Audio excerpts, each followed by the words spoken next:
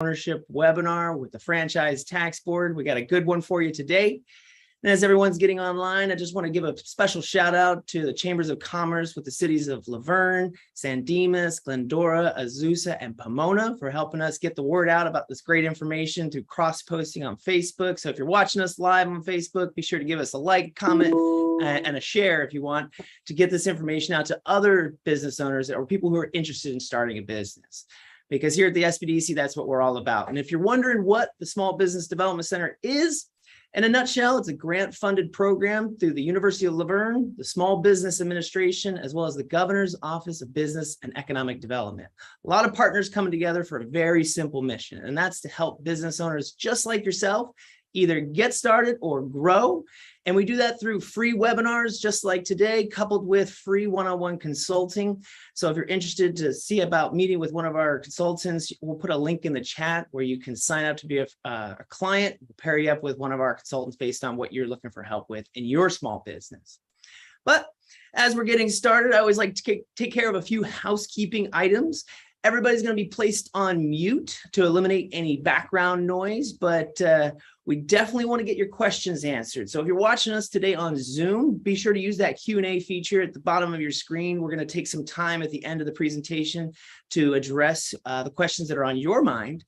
And if you're watching us on social, use that comment feature. We're going to be, kind of grabbing those comments and feeding them into our Zoom Q&A as well.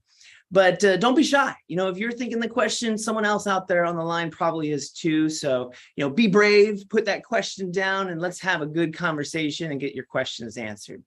And I'm sure one of the first questions that are on your mind is, hey, Sean, will this event or webinar be recorded? Yes. And will I have access to the slides that we're going to take a look at? Yes.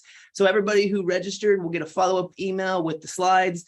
And of course, we're streaming this live, so there will be a recording for you available in case you have to drop off, take care of some business, and come back to it. We want to make sure that this information is accessible because I know what you're going to do. You're going to watch and rewatch this all night long, all weekend long, right? But no, with those housekeeping items out of the way, I am excited to introduce our guest speaker for today. He is the Small Business Liaison in the Taxpayers' Rights Advocates Office. He assists with the development of business education and outreach programs in order to help our small business owners in California better understand their income tax requirements and responsibilities. He is an incredible resource because he knows both sides of the equation. Having been a small business owner himself and working with the Franchise Tax Board, he can empathize with a lot of the concerns that our small business owners face as they get started. So without further ado, I want to welcome to the stage the man, the myth, the legend, the one and only Mr. Lucius Davis. Get it started. Let's get it started. Yeah, let's get it started. Let's get it started. Yeah, let's get it started. Welcome, Lucius. Thank you so much, man. I don't know if I've ever had an introduction like that. That was fantastic. Yes, thank you guys so much, the University of LaVerne Small Business Development Center and all the other small business development centers that are out there with this live stream. I really do appreciate being part of this event. I always love coming and talking to small business owners, near and dear to my heart because I was one. And yes, my name is Lucius Davis. Let me make sure I get my screen shared right here really quickly. Got it. And hopefully you guys can see that. All right. So yes, my name is Lucius Davis, and I am the Small Business Liaison at the Franchise Tax Board. Now, notice that I said my name rather slowly, Lucius. Now, the reason I do that is because my name is a little different and sometimes a little hard to pronounce. And I've done many, many presentations and many interviews over my career, and I have found that if I don't make sure that you know how to pronounce my name, some very interesting variations that come about from it. For example, I've been called everything from licorice to loose shoes and luscious and delicious. Well, actually, those last two, I don't quite mind those last two depending on who's saying. So, like I said, I am from the Franchise Tax Board, and I can just tell you guys are so excited to see me, right? Oh, I can feel it through the computer screen. Well, if not, that's understandable. Usually when I mention I'm from the Franchise Tax Board, the air gets sucked out of the room. People start shutting down their computers and heading for the exits. But I am here to tell you that we are not all the bearer of bad news. How many out there know that there's a taxpayer rights advocate's office at the Franchise Tax Board? Anybody out there? Well, I'm here to tell you that there is, and specifically, I'm from the Education Outreach Team, and here to talk about the different forms of ownership that are available to you in the state of California. Brief background before we get started. Sean kind of touched on it a little bit. Before I started working at the Franchise Tax Board, I was an overseas basketball player for about 13 years. I played in many, many different countries. I was exposed to many different cultures and customs and mindsets and ways of doing things. After I retired from professional basketball, I became a small business owner for 10 years. So I truly feel, with the uniqueness of my background and the uniqueness of my experiences, that I definitely can relate to what you're going through or what you're about to go through. And I truly mean that, from the start all the way to the finish.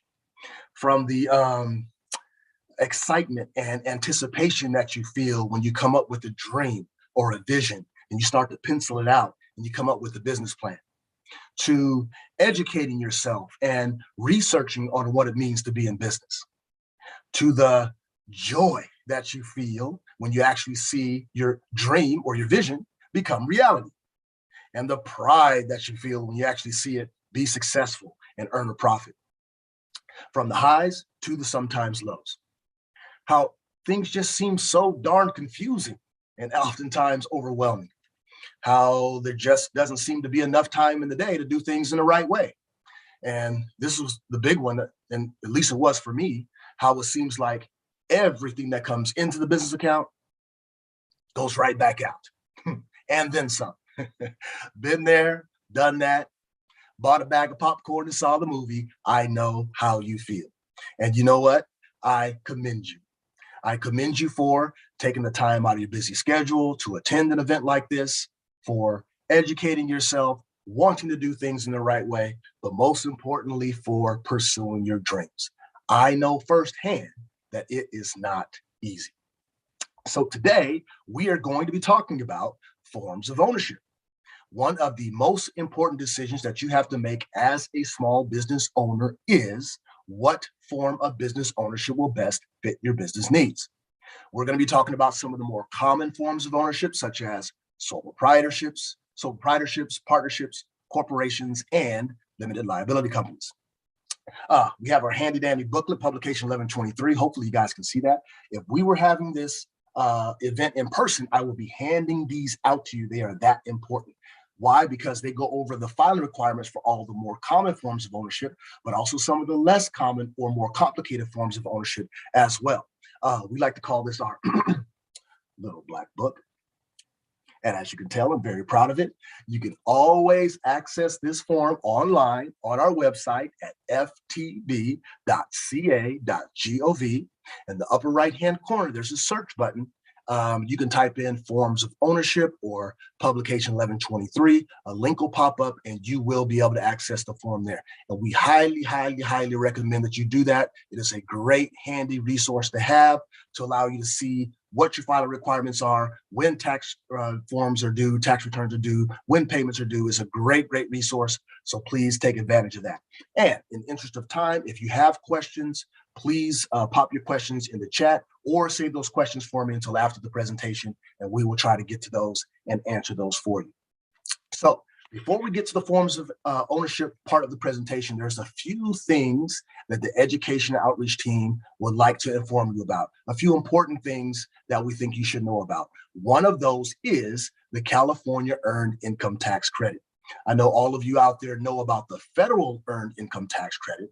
Well, there's a earned income tax credit for California as well. Now, this may be something that you qualify for. This may be something that your employees qualify for.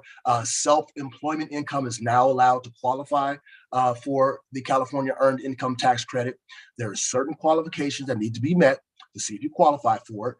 Some of those are generally, you have to have wages and adjusted gross income within certain limits, And you and your family have to have valid Social Security numbers or I-10 numbers, and you'd have to live in California for more than half of the year.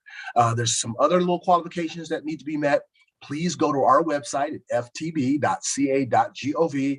for some more information on the California EITC. There's also a dedicated Cal EITC website, and it's called caleitc4me.org. Again, that is caleitc, the number 4 me.org. It has some great information, all the qualifications, and some handy dandy calculators there to see if you qualify. So please take some time to do that, because there might be some real money out there for you. Next thing we want to talk about, of course, is our fantastic and informative website. Now, we know as part of the education outreach team that being informed is half the battle. Our most informed clients are the ones that are the most compliant. A great way to do that is to visit our fantastic and informative website and to take advantage of the many online services there. We have some fantastic online services such as WebPay, which allows you to electronically pay on your account. But our best online service is establishing a MyFTB account. We highly, highly recommend that you do this, not only for your personal taxes, but for your business account as well, because it gives you real-time online access to your account, where you can do things such as check to see if there's a balance due, check the status of a refund, check to see which tax returns we have on file for you. You can even answer correspondence. If we send you a notice in the mail, you can actually answer that through your MyFTB account. And the greatest tool on MyFTB is something called Secure Chat, which allows you to securely chat with someone about your account. And the great thing about that is it allows you to avoid having to call in and wait on hold for 3 hours before you actually talk to someone. The next thing we want to talk about is Tax News. Tax News is a monthly online subscription service that is owned by our shop at the Taxpayer Rights Advocates Office, where we'll have monthly articles that'll detail any friendly reminders for when tax returns or payments are due, any changes to our policies and procedures, any new tax laws that might be coming down that might affect you or your small business. It is a great way to stay informed on all things taxes, all things business in the state of California. It is very, very, very easy to sign up. If you go to our website at ftb.ca.gov and you navigate to the newsroom section, there's a subscription services link. You click on that link, pop in your email address, and Tax News will come to you once a month to your email inbox, totally free. Please, please, please sign up. It is a great way to stay informed on what's going on, all things business in the state of California. The last thing the education outreach team would like to talk about is the gig economy. We feel it's very important for us to talk about this, to get as much information about it, because there's a lot of people that are participating in the gig economy and they don't understand that their income may be subject to a filing requirement. There's some important points to understand about the gig economy. One of those are, the most important thing is to understand what your filing requirements are and to file correctly. You want to make sure what your filing requirements are, because you don't want to hear from us if you don't. There was a recent survey that was done by the National Association of the Self-Employed that found out that a full 70% of those that are participating in the gig economy did not receive any tax information for the platform that they're working for. And that is a lot. So we want to, as part of the education outreach team, get this information out to you or someone you know that is working in the gig economy. The money you make needs to be reported to the state and the IRS. If you are self-employed, that'll be on your federal Schedule C, or it could be if you're an employee on your W-2. If you're working multiple jobs from different service apps, all the money you earn must be combined, even if you are splitting time between jobs. So, for example, if you're working for Uber and Lyft and DoorDash, you have to combine all that income that you make to see if there is a filing requirement. The total money earned is often enough to require you to file. So when you combine all that income, you may have a filing requirement. And you may be entitled to deductions and credits to help reduce your tax liability. If you are an independent contractor, you are considered self-employed, and you may be open to normal and ordinary business expenses, which may draw down your total tax liability. So if you or someone you know is participating in the gig economy, please have them go to our website at ftb.ca.gov. We have a dedicated gig economy webpage which goes over all of the filing requirements, a lot of useful information there. There's also some links to some videos there. And look, I don't know the actor they got for this video, but it was almost like a Oscar-worthy presentation there. I mean, I heard the rumor is that he was a backup for Denzel Washington. So I would suggest, hey, who's that handsome guy there? I'm just kidding, just kidding. If you or someone you know works in the gig economy, please have them go to our website to make sure that they are following their filing requirements. All right, so now we're going to move on to our first form of ownership, which is sole proprietorships. Now, if you want to be in business today and you want to be a sole proprietor, then guess what? You would be in business. You would just need to make sure that you have the necessary permits and the necessary licenses for your particular business and your particular location. So for example, if I wanted to open up Loose Shoes shoe tightening service, and I have the necessary permits and necessary licenses, such as a business license, seller's permit, building permits, health permits, etc., then I will be good to go. Some great resources on finding out what permits and licenses that you may need for your particular business and your particular location is the California Office of the Small Business Advocate. They have a fantastic website called Cal Gold that can point you in the right direction on what permits and licenses that you may need for your particular business and your particular location, or your local small business development centers. And you guys have a great one out there. So please, please, please take advantage of these resources. These resources are usually free, and they are great information for you to have regarding what permits and licenses that you may need. All right, so a sole proprietorships, they are considered the simplest and least expensive form of business ownership. Why? Because there's no requirement to file any paperwork with the California Secretary of State. Because a separate entity is now being formed with this form of ownership, there's no formal transfer of assets in order to start the business. However, it is highly recommended that the assets of the business are kept separate going forward in order to make it easier to keep accurate records. Having a separate bank account is highly advisable so that you can keep track of exactly what's coming in and what's going out. You want to keep as accurate records as possible, as much documentation as possible, just in case questions arise or unfortunately you get audited. Now, a very important point about sole proprietorships, because a separate entity is now being formed with this form of ownership, you as a sole proprietor are personally liable for all debts, liabilities, and actions of the business. So if Loose Shoes shoe tightening service got sued because we made someone's shoes much too loose, okay, you know what? That was really, really bad, but there's going to be a lot of corny jokes coming your way this morning, so you might as well just strap your seatbelts on and get ready for them. So if we got sued, then not only would be able to go after my business assets, but my personal assets would be attachable as well. My home, my car, any investments, any tangible personal property would be attachable as well. And again, because a separate entity is not being formed with this form of ownership, you and your business are basically deemed the same for income tax purposes. The taxable year of the business will be the same as a taxable year of the owner. Most individuals are on a calendar year for your taxes, so your taxes would be due April the 15th. All right, so a sole proprietor is a business owner that lists all of their income and their expenses on a federal Schedule C. And that information will be used on your individual tax return, and for California, that is your Form 540.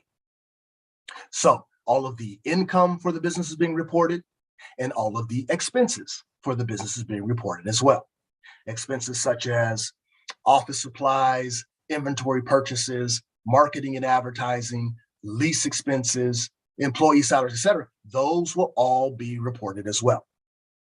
So for loose shoe tightening service, I would list all of my income and my expenses on a federal Schedule C. After filling out that federal Schedule C and a profit is realized, which is what we want, then that profit will be added to any other income on my individual tax return, and then that will be used to calculate my tax liability.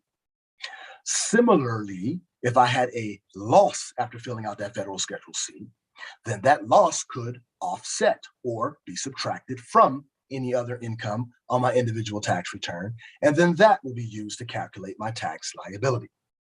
Now, another very important point about sole proprietorships.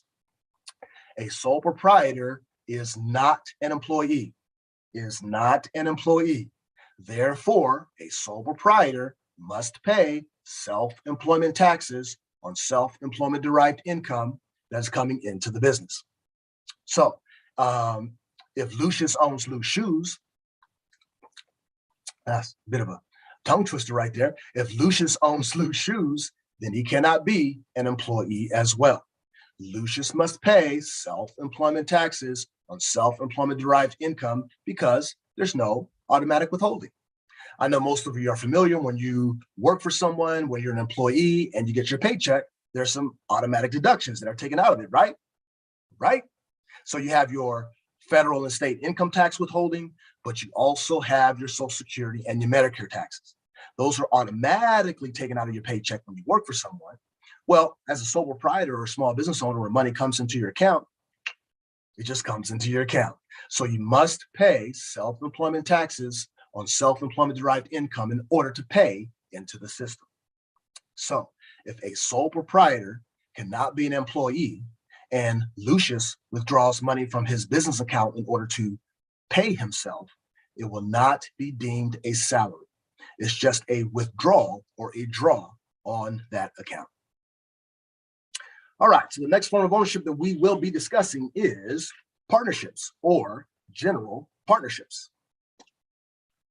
Now, a partnership consists of two or more persons operating a business for profit. It can have an unlimited amount of partners, but it has to have at least two to be considered a partnership. So for example, if Bubba and Lucius wanted to get together to form a business, a partnership that sold and manufactured chewing gum, and they called themselves Bubba Lucius. Okay, you guys get that one? Okay, I'm sorry. I know that was corny as well, but you know what? I was called that back in the day, so I figured I might as well make good use of it and put in the presentation. So if Bubba and Lucius get together and they form Bubba Lucius and they have the necessary permits and necessary licenses for their particular business and their particular location, then they will be good to go. Now, a question that often arises with partnerships is, well, hey, what about a husband and wife? Well, they have a choice. They can choose to be an owner or a sole proprietor of a business together, or they can choose to form a partnership. They would just have to figure out what the best fit is for their business needs. And much more importantly, they'd have to figure out what the best fit is for their relationship needs. So a partnership is a very, very, very flexible form of business ownership. And just like with a sole proprietorship, it is relatively easy to set up because there's no requirement to file any paperwork with the California Secretary of State. The partners themselves decide the organization structure and the distribution of profit or losses. It is highly recommended this is done with a written agreement or an operating agreement that details exactly how much each partner owns of the business, how much each partner has invested into the business, and how the profit or losses will be distributed. For example, Bubba and Lucius, they get together and they're like, you know what, man, we're both in it to win it. We've both invested the same amount of money into this business. We're both going to give maximum effort. You know what? Let's just split this thing up 50-50. Okay, that's relatively straightforward. We'll just detail a written agreement that says that. But what if Bubba's like, I'm going to be traveling a lot and I won't be here as much as you, or I have another business to run and I won't be able to put as much time as you. Or just in general, Lucius is just better looking. Hey, okay, I'm just kidding. I'm just trying to see if you guys are listening. I am just kidding. So instead of having a partnership of 50-50, we can have a partnership of 60-40. Partnerships are very, very flexible in that way. Okay, so a partnership is considered a pass-through entity, meaning that the partnership's profit passes through to each individual partner, and then each individual partner will take that information and report that on their individual tax return in accordance to the written agreement. So the partnership of Lucius with a written agreement of 60-40, because Lucius is better looking, guys. That's like one of the most important parts of the presentation. You're supposed to take notes and write that down. So that means 60% of the profit flows through flows to Lucius. He reports on his individual tax return. 40% of the profit flows through to Bubba, and he reports that on his individual tax return. Now, a general partnership is not a separately taxed entity, meaning that the partnership's profit itself will not be taxed, and there's no requirement to file any paperwork with the California Secretary of State, and it is not subject to the annual minimum tax. Now, a limited partnership or a limited liability partnership, those are separately taxed entities, and there are requirements to file paperwork with the California Secretary of State, and they are subject to the annual minimum tax. Those are less common forms, a little more complicated forms of ownership. If you want more information on those, please go to our website at ftb.ca.gov or consult our little black book. All right, so how does a partnership report its California income? Well, a partnership will file an informational return form 565 in order to report its income. In the process of filling out that form 565, a Schedule K1 will be generated for each individual partner, and then each individual partner will take that information and report that on their individual tax return. So, Bubba Lucius had a fantastic year. Through hard work and dedication, they chewed their way to $100,000 in profit. According to the written agreement of 60-40, because Lucius is, did I hear someone say better looking? Oh, thank you guys so much. You guys just made my day. Oh my goodness. I mean, it is so nice when you get an unsolicited compliment like that. Thank you guys so much. I appreciate it. So that means $60,000 of the profit flows to Lucius. He reports on his individual tax return. $40,000 of the profit flows to the Bubba, and he reports it on his individual tax return. And lastly, just like with the sole proprietorship, each partner is personally liable for all debts, liabilities, and actions of the business. So if you're getting any professional assistance, especially from an insurance specialist, please talk with them about any products like liability insurance that might be able to offer you some extra liability protection. For example, Bubba was walking through the facility one day and he was talking with well, let me back up a little bit. How many out there have seen the movie Forrest Gump? I know it's a little old school, but have anybody seen Forrest Gump out there? Okay, so you guys remember Bubba from Forrest Gump? Okay, my name is Bubba. You guys remember him? Okay, you remember what his favorite food was? It was shrimp. Okay, so Bubba's walking through the facility one day and he's talking to all of his friends about the different foods that you can make with shrimp. And at the same time, he's eating some shrimp.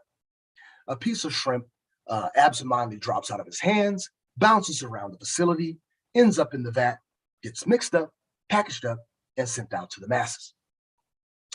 Somebody buys the gum, opens up the gum expecting to taste cherry, and they end up tasting shrimp. And of course, in this litigious society, we get sued.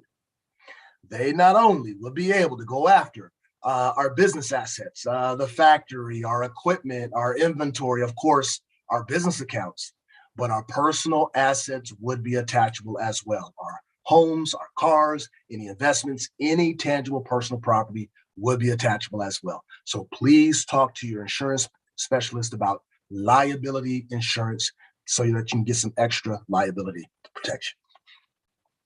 All right, so now we're going to move on to the most commonly used legal entities.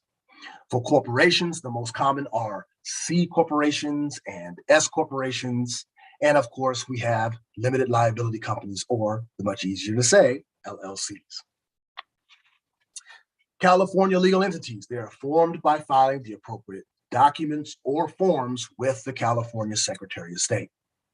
For corporations, you have articles of incorporation that must be filed.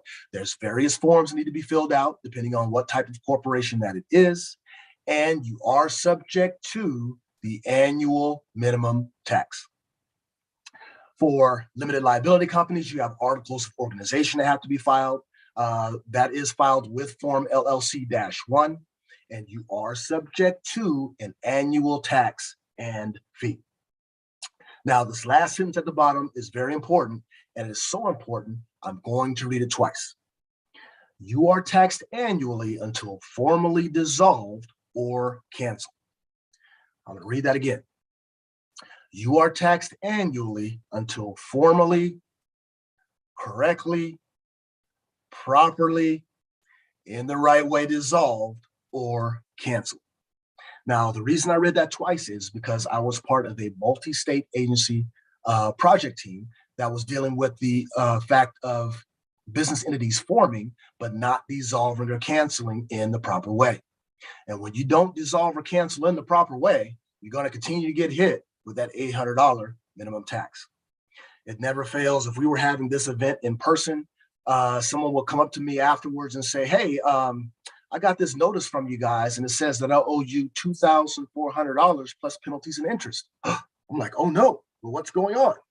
They're like, I don't know, because I dissolved this corporation 3 years ago. Okay, 3 times 800 is $2,400. Okay, did you file the appropriate dissolution paperwork with the California Secretary of State? Well, yes, I did. Here's copies. Okay, great. Did you file your final tax return with the Franchise Tax Board? And if you sent it in, even write final across the top? What? What is that? And unfortunately, in the state of California, it is a multi-step, multi-state agency process in order to dissolve or cancel your business entity. And I know it's not the most exciting thing to talk about at an event like this, but I wanted to make sure if you have to go down this road that you please do the proper research so that you dissolve or cancel in the proper way. We have a lot of resources on our website at ftb.ca.gov. We have an entire section dedicated to closing your business entity. The California Secretary of State, they have a lot of information on their website. And the California Office of the Small Business Advocate has a dedicated webpage to closing your business entity with some step-by-step instructions on how to do it. Please do the proper research so that you can dissolve or cancel in the proper way. Now, if you find yourself in this position, there may be some relief for you. There was some legislation that was passed called AB 2503 that now allows for the voluntary dissolution of a business entity. There are certain qualifications that have to be met in order to qualify for this. Your business entity has to have been registered with the California Secretary of State for more than 12 months. You have to have never conducted business or ceased doing business, and the business entity has to have no assets. If you think you qualify for this, you can always go to our website. We have a voluntary dissolutions webpage that has some forms that need to be filled out. You fill out those forms, depending on if you're an LLC or corporation, you send those in, and the application process will begin. And if you qualify for it, you could have your total liability plus penalties or interest abated or taken away. So if you or someone you know are in this situation, please send them to our website and do some more research on AB 2503 to see if there's some relief for you. All right, enough of that stuff. So the next form of ownership that we will be discussing is C corporations. Now, a C corporation is a separate legal entity that is owned by shareholders. What does that mean? A separate legal entity is a business that is given its own individual legal status, so that the entity's actions may be deemed separate from the individual owners or shareholders.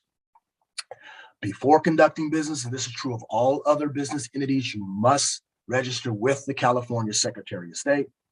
It can be costly to maintain and set up. There's certain rules and regulations that a corporation must abide by. For example, drafting the articles of incorporation that I just talked about, drafting bylaws, which is basically a roadmap to how the business is going to be run, keeping minutes at mandated meetings such as board member meetings and shareholder meetings. This could be time consuming, a bit cumbersome, and a bit costly, especially if you're using an attorney to help you in this area. Now, with a C corporation, you have the option of using an income year or a fiscal year instead of a calendar year. This may or may not be advantageous to you depending on what type of business that you have. For example, if you have a seasonal business such as Halloween costumes or Christmas trees, it may be advantageous to use a fiscal year instead of a calendar year.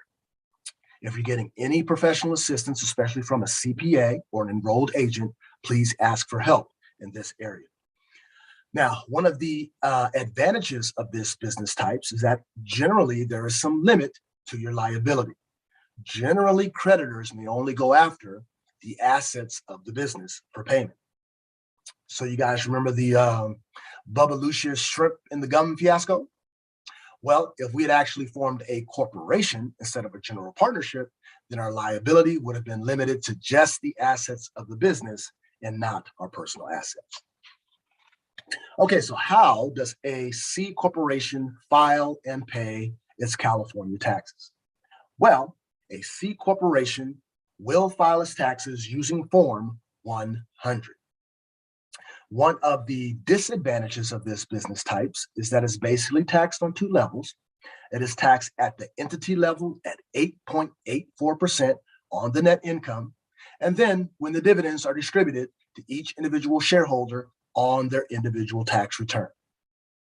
However, shareholders may not deduct any losses for the corporation on their individual tax return. Now, we briefly talked about this before, but corporations are subject to the $800 minimum tax. And this means whether your business is profitable or not, the minimum tax you're going to pay is $800. Now, this is due the 15th day of the fourth month of the corporation's taxable year, and it is due whether you are active, inactive, operating at a loss, hiding behind a tree, chewing bubblicious. Basically, if you exist, the minimum tax you're going to pay is $800. Now, the only caveat to that is, and I guess this is the state of California's way of trying to be business friendly. The only caveat to that is for newly formed corporations, the minimum tax is waived for your first taxable year. But it's just the minimum that is waived, not the fact that you have to file and pay taxes. I know some of you are familiar when you first start out a business, there's a lot of investment into the business, a lot of expenses for that business. After that first year, you fill out the tax form and it says that you have zero tax liability. Well, for that first year, you have zero tax liability. But in that second year, if things are still not going the way that you want them to, and you fill out that tax form and it shows that you have zero tax liability, the minimum tax you're going to pay from that second year on is $800. All right, the next form of ownership that we will be discussing is S corporations. S corporations are very, very similar to C corporations. There are just a few variations and limitations to them. Like a C corporation, it is a separate legal entity that is owned by shareholders. Also, like a C corporation and all other business entities, you must register with the California Secretary of State before conducting business. And in order to be an S corporation, you have to elect to be an S corporation by filing the appropriate form with the IRS, that is Form 2553. Some of the differences of an S corporation. Unlike a C corporation where you can have an unlimited amount of shareholders, with an S corporation, you have a limit of up to 100 shareholders. With an S corporation, you're only allowed one class of stock versus a C corporation where you can have various classes of stock. And shareholders for an S corporation can only be individuals, estates, or certain trusts versus a C corporation where you can actually have another corporation or an LLC be a shareholder. Now, with an S corporation, similar to a sole proprietorship, similar to a partnership, profit or losses passes through to each individual shareholders, whether the dividends are distributed or not. Now, for the entity itself, an S corporation does not pay federal income taxes. But of course, the state of California, they want their piece of the action. So an S corporation will file their taxes using Form 100S, and they are taxed annually at a rate of 1.5% on the net income. So if Bubba Lucius Chewing Gum had elected to be an S corporation and we made $100,000 in profit, we will be taxed annually at a rate of 1.5% or $1,500. And then the rest of it will be distributed to both Bubba and I. And then we will report that on our individual tax return. And of course, S corporations are subject to the $800 minimum tax. All right, so the last form of ownership that we will be discussing is limited liability companies, or LLCs. All right, so an LLC is an entity formed under state law by filing articles of organization. It is a separate legal entity that is owned by its members. And because of that, and it's noted in its name, there is some limit to the liability of the members. Generally, creditors may only go after what each member has invested into the business. Similar to a corporation and all other business entities, you must register with the California Secretary of State before conducting business. It is considered a hybrid business entity, which means it takes characteristics from different forms of ownership. And we'll get into that in the next slide. And restrictions may apply to professional services that require a license, certification, or registration. All right, on this slide, this is where we'll get into the nuts and bolts of what an LLC actually is. So an LLC is treated as a partnership if it has 2 or more members. And in this case, it would generally follow the partnership rules in the way that it conducts business. So Bubba Lucius LLC, with both Bubba and I as members, we would generally follow the partnership rules. And you guys remember that, right? So instead of filing a Form 565, we would file a Form 568 for the LLC. In the process of filling out that Form 568, a Schedule K-1 will be generated for both Bubba and I, and then we would take that information and report that on our individual tax return. Now, an LLC that only has 1 member would be considered disregarded for federal income tax purposes. So if Bubba was actually a Bubette and we were married, we would be considered a single member LLC or SMLLC, and we would generally follow the sole proprietorship rules. And you guys remember that, right? So we would file a Form 568 for the LLC, but it would just be an informational return. We wouldn't have to deal with any Schedule K-1s or anything like that. And then just like a normal sole proprietor, we would list all of our income and our expenses on a federal Schedule C. After filling out that federal Schedule C, if a profit or loss was realized, then we would add or subtract that from any other income on our individual tax return, and then that will be used to calculate our tax liability. Now, a little more complicated, LLCs can elect to be treated as a corporation. In order to do that, they have to file the appropriate form with the IRS, that is Form 8832, and then they would generally proceed as a corporation would, and they will follow the California corporation filing requirements. All right, so we do have an update that is dealing with LLCs and the $800 annual tax. And this is dealing with single member and partnership classified LLCs. There was recent legislation that was passed called AB 85 that now allows for the $800 annual tax to be waived for an LLC's first taxable year to match what is done for corporations. This only applies, though, for LLCs that were formed on or after January 1 of 2021.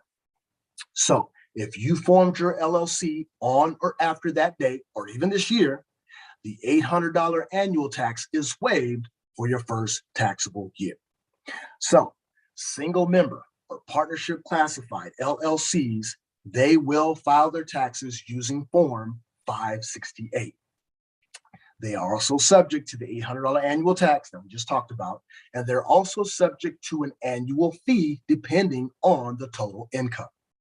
So they are basically taxed on two levels. They're taxed at the entity level with the annual tax and fee, and then when the profit or losses passes through to each individual member on their individual tax return.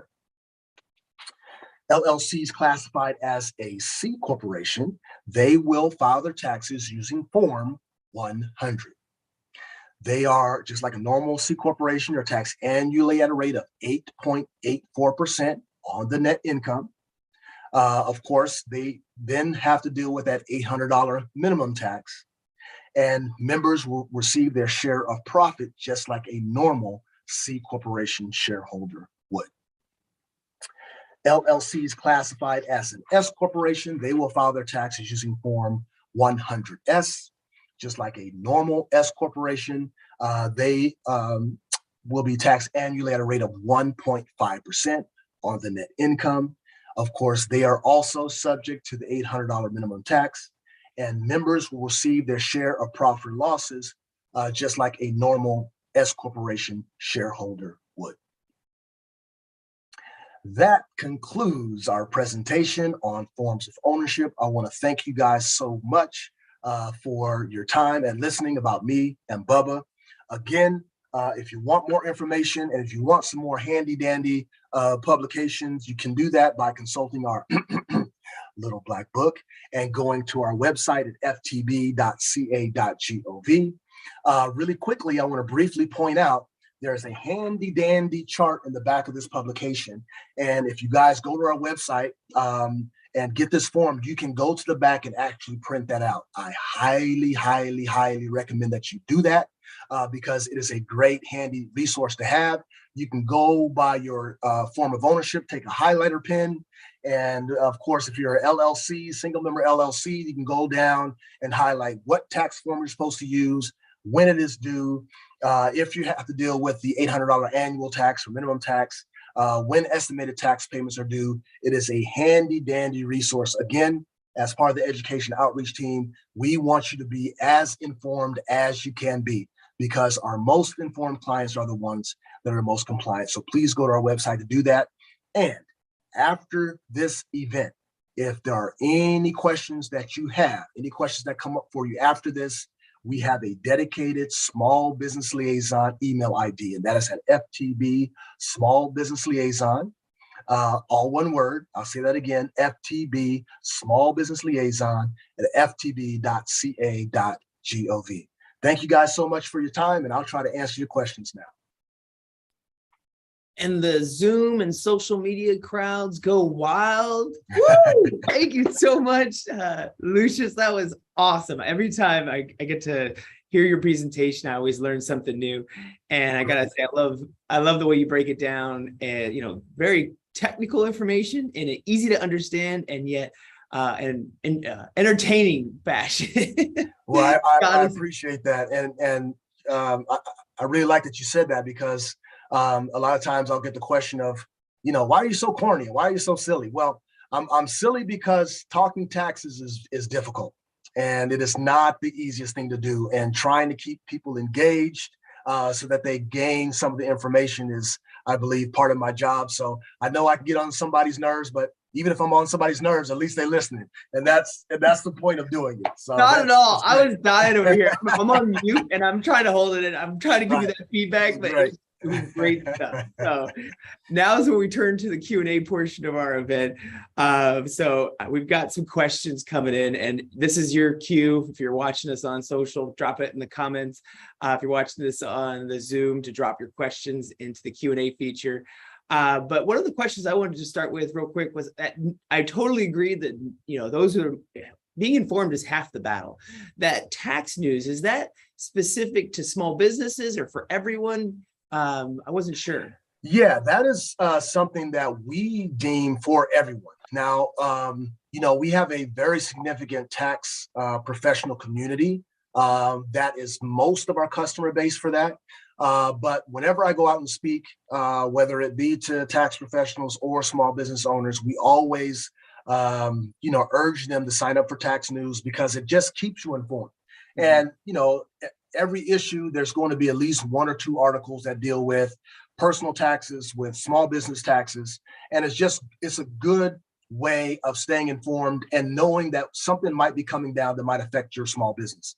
And I was a small business owner, and I know the last thing you want is a surprise. The last thing you want is some new regulations that's coming down that's going to increase some sort of fee, that's going to increase some sort of tax, and not being able to plan for and budget that out. So we always recommend that our small business owners sign up for that because it is a great way for them to just know what the landscape is and then to be able to plan accordingly. Yeah, and that's where I'm also joined on the newsletters for the IRS. They have a good one, like with the big earned employee retention credits or new changes to 1099Ks. There's just so much out there. And again, like you said, talk to your professional network, your CPA, your enrolled agent, get that advice from your professionals, but staying in the know. So thank you so much for sharing that resource, because I find it really helpful. But we do have some questions from the audience, and one was already addressed. One question was, do new LLCs get the free pass for their first tax year for the $800 annual tax? And I think you addressed that with AB 85. AB 85, yes, and that is a big deal, and I don't mind repeating it because for whatever reason, the outreach on that particular legislation wasn't the best. And whenever I do presentations, it can be virtually or in person, and I bring up AB 85, there's always somebody like, what? Well, I didn't know that, and I already paid my $800. And so I don't mind reiterating the fact that if you formed an LLC on or after January 1, 2021, the $800 annual tax is waived. Now, a lot of people don't understand, a lot of people that haven't been business owners don't understand that writing that $800 check every year, no matter how much money that you make, writing that check hurts. And so being able to, especially in the beginning of a business's life, in that first taxable year where you're investing a bunch of money into it, resources are scarce, and you're really trying to use all of your resources to building up the business. It really, really helps when you don't have to write that check, that $800 check in that first taxable year. Now, the subsequent taxable year, you will have to pay that $800 annual tax, but it does help a small business owner, at least in that first year, to use all available resources to grow that business. So I'm glad that they finally did that, because corporations have always been able to take advantage of that first taxable year, the minimum tax being waived. And that's actually the next question we got was, can you form a corporation online? This might be a better question for Secretary of State. I know you're with the franchise. Well, yeah, it is. And it is something that the Secretary of State, I actually want to commend them, because they have systematically started to transition to a lot of their forms being online. So instead of having to go through the process of filling it out, Adobe Acrobat or whatever, and printing it out, and then putting it in an envelope, and sending it in, and then waiting for somebody to get it, and waiting for somebody to open it, and then to process it, you're actually able to do it online, which quickens up the process a lot. And it's much easier. And so, yes, you can do that online. They're in the process of having more and more of their processes being online now. And that'll be something that'll continue to morph and grow. But forming an LLC, forming a corporation, filing your statement of information, all the things that you have to do, all the regulations through the Secretary of State, they're now transitioning to online, and it's very convenient. So please take advantage of that. Yeah, it is a great resource. I was on a recent webinar with the Secretary of State, kind of going over their new platform. And I believe they're even waiving the fees to form, usually it's like $7,500 to set up a corporation or LLC. They're even waiving those processing fees. So exactly. State, California. I love it. Yeah, that's a great incentive. That's a great incentive for people to do it online. That's great. But here's a question we get often from a lot of clients we work with. If I start out as a sole proprietor, can I switch to an LLC later on? Of course you can. And what you'll want to do is you'll want to register with the California Secretary of State as an LLC.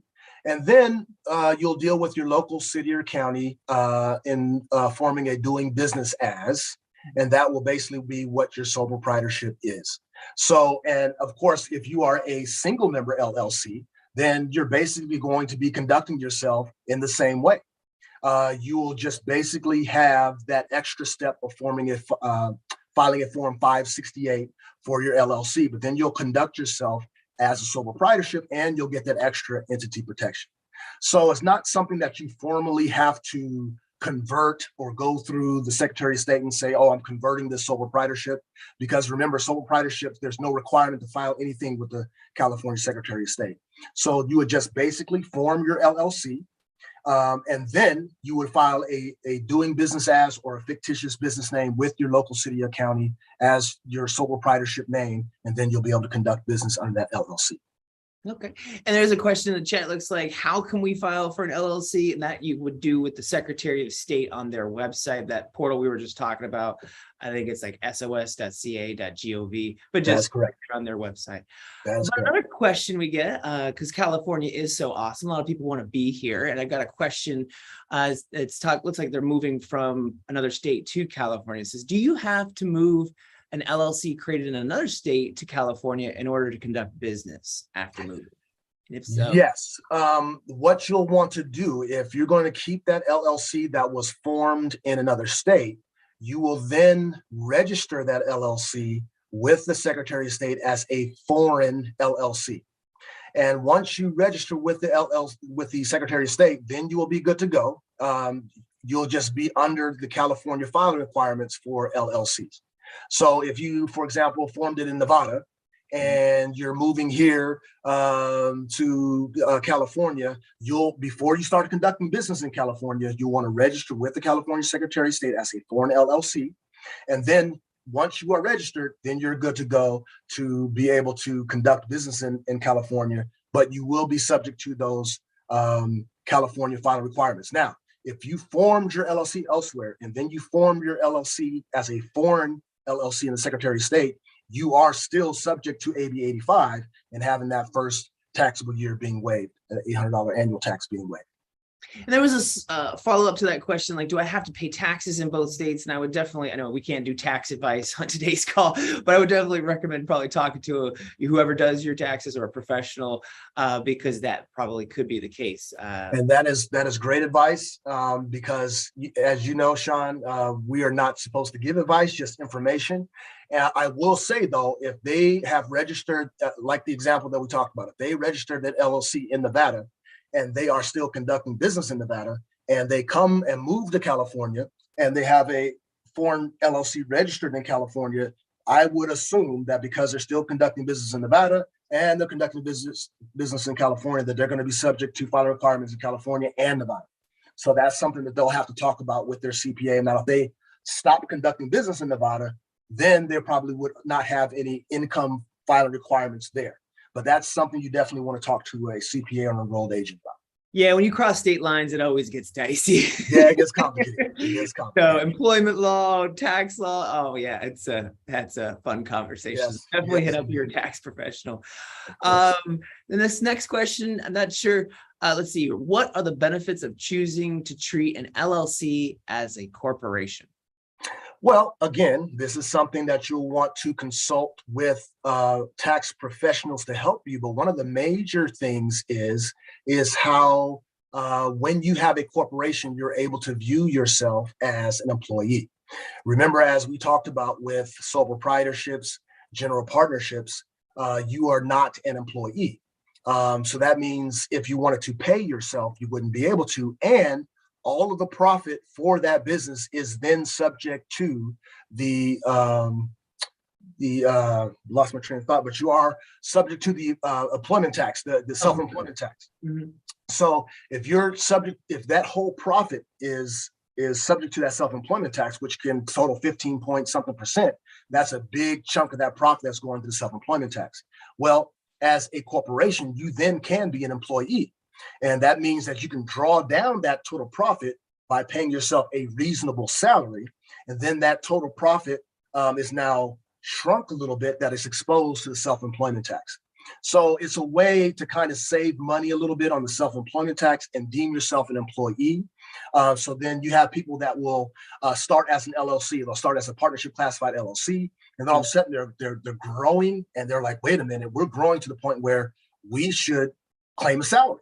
And so let's file so that we can be deemed as an S corporation. We're still an LLC, but we'll be looked at and treated as an S corporation. Then we can draw a salary.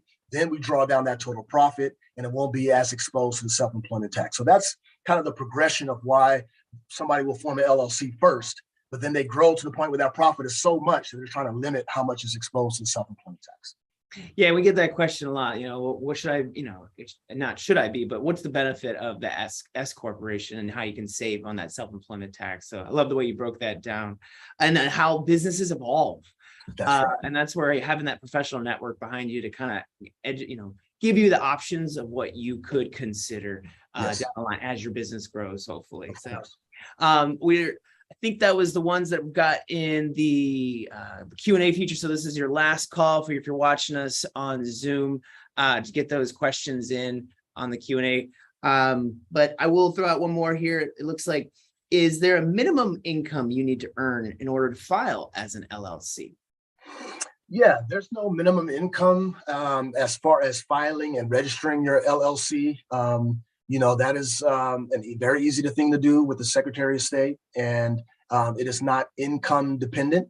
Of course, you will hope that you have worked with someone as good as you guys at the SBDC to come up with a business plan that you will be profitable. So if you're going to sign up for an LLC, there's a reason to sign up for that LLC, because after that first taxable year, you are going to have to pay that $800 annual tax. And so you want to be an LLC for a reason. And a lot of times that reason is that you're going to get that extra entity protection. So you're basically, the difference between a sole proprietorship and a single member LLC is basically, the only thing is that you have a separate legal entity that is being formed with that LLC that gives you that extra layer of protection. And so if you're going to make that leap, we hope that you've done the planning, the business planning, so that once you hit the ground running and get things going, that you will be making the income that you were hoping for. Yeah, and doing that budgeting and that business plan, putting the pen to paper to write out those assumptions. Yeah, that's what we do a lot here at the SBDC with our clients. Could you, I got one other question. We were meeting with a client not too long ago. Can you talk a little bit about professional service corporations and how, if you're a licensed professional, you may have to be a professional service, that type of corporation? Or now that is a little outside of my expertise in the professional service, because you have benefit corporations, you have so many different little corporations, and that will inquire me to try to go back and do a little research on that. I know we do have some information in our little black book on that, and we do also have a little bit of information on our website about that. The Secretary of State does as well. And that, but the basis of it is that it's a corporation. And so you are going to be under that corporation code and those corporation filing requirements. And that's basically what the Franchise Tax Board is concerned about, is that income. So getting beyond that, that is something that you want to talk with your professionals about. And there's probably a better question for the Secretary of State now that I think about it, because they're the ones that you're filing with. Entities. That's correct. Okay. Well, that looks like we've answered everybody's questions that's on the line today. So with that, I want to just take a quick moment to say thank you again, Lucius, for taking your time to be with us today, to kind of share this information and the way you break it down. Again, that little black book, the link is going to be in the chat. I will include that with our follow-up to everybody who signed up on for the registration. They'll get a follow-up email with the slides, the recording, and all this great resources. So just wanted to thank you again so much for joining us today. And if everybody has got no other questions, we'll say thank you again, and we will hope to see you next time. Have a great day. Thank you so much. Really appreciate it. All right. Thank you, guys. Take care.